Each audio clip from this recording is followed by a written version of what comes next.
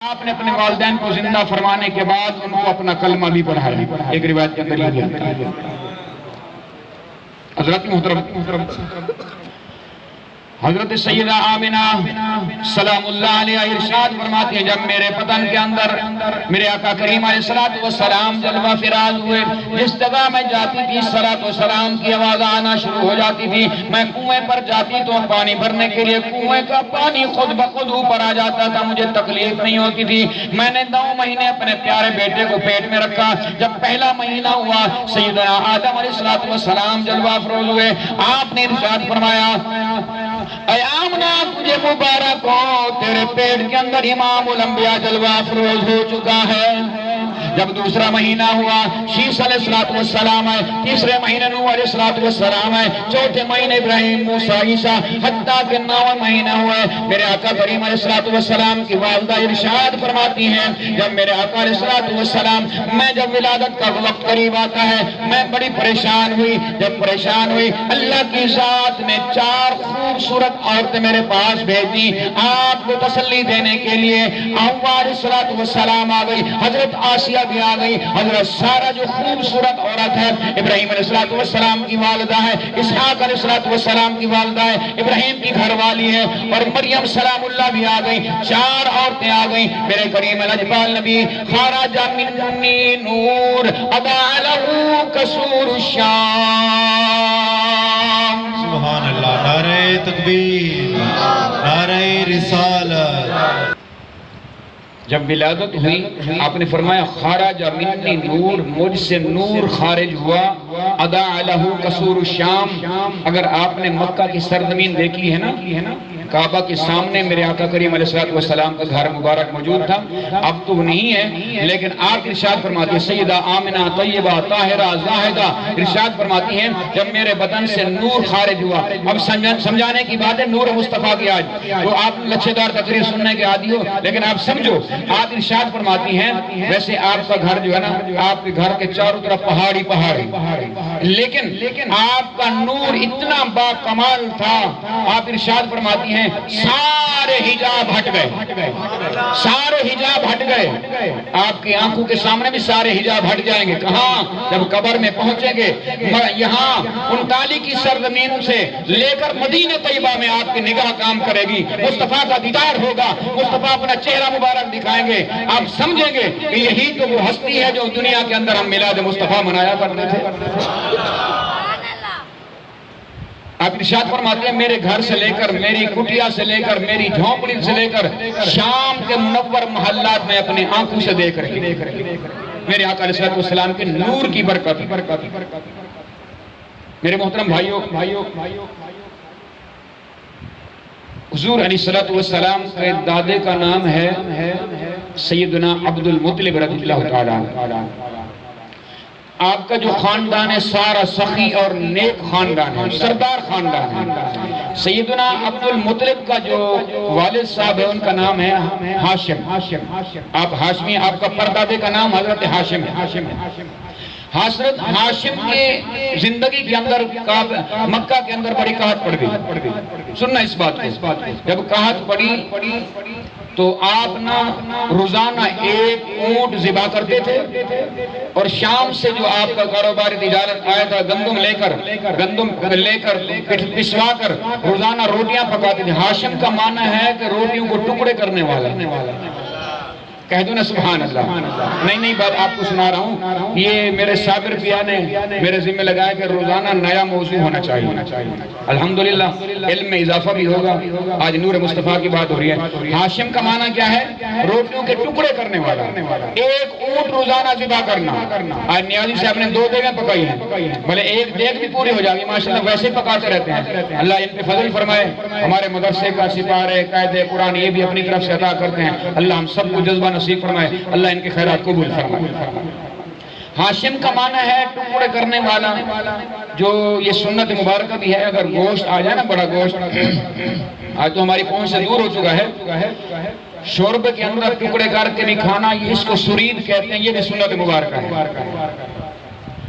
حضرت ہاشم رضی اللہ تعالیٰ عنہ روزانہ آٹا پسواتے، گندم پسواتے، روزانہ ایک اونٹ ذبح کرتے، اللہ کی مخلوق کی خدمت کرتے، رات کو لوگوں شام کو کٹھا کرتا ہے، لوگوں آؤ میری طرف سے کھانا کھاؤ، کھانا کھلاتے اور اللہ رب العالمین کا شکر ادا کرتے۔ اللہ رب العالمین تیرا کروڑا احسان ہے کہ یہ حصہ میرے کھاتے میں آ گیا ہے۔ اللہ حبیب بیان فرماتے ہیں السخی قریب من اللہ، قریب من الناس، قریب من الجنہ، بعید من النار۔ سخی اللہ کے بھی قریب ہے، دنیا کے لوگوں کے بھی قریب ہے، جنت کے بھی قریب ہے، جہنم سے بہت دور ہے۔ آج کہتا ہے نا یار میں میلاد کیسے مناؤں، میں اللہ کی راہ میں خرچ کیسے کروں، خیرات کیسے کروں، میرے حالات تو تم جانتے نہیں ہیں، میرے گھر کے حالات کیسے ہیں۔ میں کہتا ہوں کملے اللہ رسول کے نام پہ خرچ تو کر، اللہ کتنا عطا فرما دیتا ہے۔ اللہ کی راہ میں دے کر تو دیکھ، رب العالمین کے خزانے تو بھرے پڑے ہیں۔ ہمارا سوچ ہے، ہماری عقل سوچ نہیں سکتی کہ اللہ رب العالمین کے خزانے کتنے ہیں۔ اللہ فرماتا ہے جو میری راہ میں خرچ کرے گا میں تو بہت زیادہ عطا کرنے والا ہوں۔ پوری کائنات میں اگر سخی ہے تو وہ خدا کی ذات ہے۔ میرے آقا علیہ السلام نے فرمایا خدا کی ذات کے بعد اگر کوئی سخی ہے تو محمد مصطفیٰ کی ذات ہے۔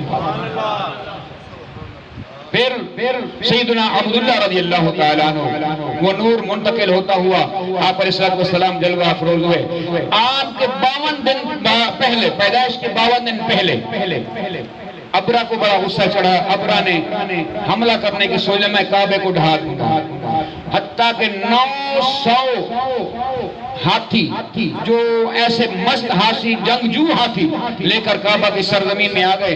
ان کی عبد المطلب کی بکریاں بھی قبضے میں لے لی، ان کے اونٹ بھی قبضے میں لے لیے۔